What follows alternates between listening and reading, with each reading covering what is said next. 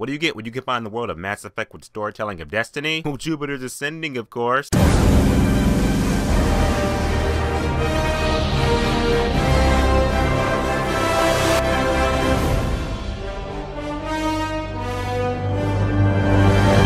Jupiter's Ascending. Jupiter's Ascending is a new sci-fi action movie that just came out this weekend. It's in theaters right now, along with a whole bunch of other movies that come out this weekend. Yeah, a lot of movies came out this weekend. As far as Mila Kunis, she's pretty much an average girl, you know, she's nobody special. She's nobody special. Still Channing Tatum, yeah, Channing Tatum. He comes in pretty much tells her like, yeah, you are the queen of Earth. You are like the priest of Earth, and come with me if you want to live. From there, her life is drastically changed. You got a whole bunch of aliens and mutant reptile gargoyle creatures, a whole bunch of other bad guys that are just after her to pretty much just kill her and wipe her out so they can just, you know, destroy Earth. Because that's what happens in these sci-fi movies. They have to destroy Earth. Now, is the movie good? The movie, I'm going to say, is there's a lot of give and take with this movie. There's, for as many good things I gotta say about this movie, there's a lot of not so good to say to counterbalance it. Let's look into the pros and cons why I feel like if you are going to see Jupiter Ascending, here's what you need to know about it, and yeah, here it goes. Start out with the good in the movie. The good in the movie, I'll say, is the action. The action in the movie is actually really great. It's not like full-blown, like full nothing but action in the movie. There's enough action to keep you invested. Keep the average moviegoer invested anyway. Channing Tatum absolutely kills it in all the action that he's in. Like, the action scenes he's in is actually really well done, really well choreographed, and the special effects that go with it are actually really top-notch, really great. Good enough anyway for a February movie. I mean, what do you expect in a February movie? I saw this movie in 3D. I'm going to say that you do not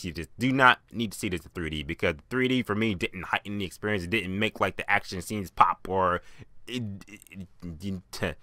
yeah, you don't need to see it in 3D. Channing Tatum's flying around his fucking gravity boots and shit, doing all type of impossible Tony Hawk type, defying gravity type shit. Was crazy. Got his arc shield and his fucking gun from Destiny that he stole and shit. Yeah, shooting down bad guys and aliens in all type of Mission Impossible crazy ways. It was crazy. Which leads to another pro in the movie. I'm gonna say the camera work. The camera work in the movie is actually really great, because you could have easily just you could really just fuck this movie all up with the camera work. Could have had the camera follow all behind Channing Tatum when he's doing his shit. Like, yeah, Channing Tatum, go ahead and do it. It's awesome. Go ahead and do it. I'm following you. Action was good enough, but it didn't cross that Transformers Age of Extinction line. You know what I'm talking about. And so the action was really framed up, so props to the camera work on that. That was great. And also the visuals in the movie. The visuals in the movie were actually really great too. I mean, the CGI that you can tell was CGI and green screen, it actually looked pretty good. I've seen shittier CGI and shittier green screen. Let me tell you, the lizard creatures in this movie better than the lizard in The Amazing Spider-Man that came out in 2012. So yeah, that's a plus. Now, like I said, for every good in the movie, there's like a bad to counterbalance it a little bit. I'm gonna say the main bad thing about this movie is that there are things that happen in the movie that pretty much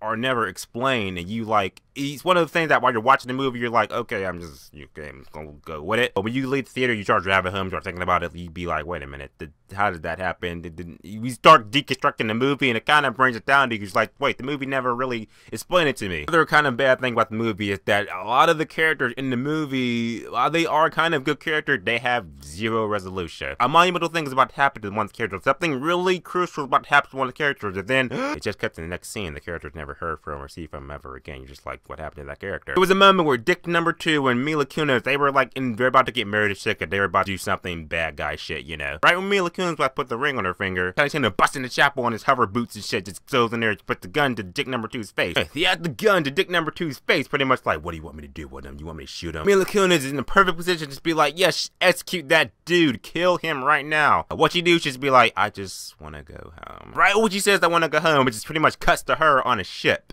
And it's just like, what happened to Dick number 2? What did you do to him? What happened? You never heard from him ever again. Did Channing Tatum shoot him? Did he let him go? Did he push him in a dark hole or something? You never know what happened to him. I imagine that happened to a nice amount of characters, a nice amount of time in this movie. So much to the fact that you do notice it. It's just like some of these characters just didn't get resolution. You're just like, oh, they were there, and then something happened, and then it just cut the movie, just cut it out like, okay, next scene.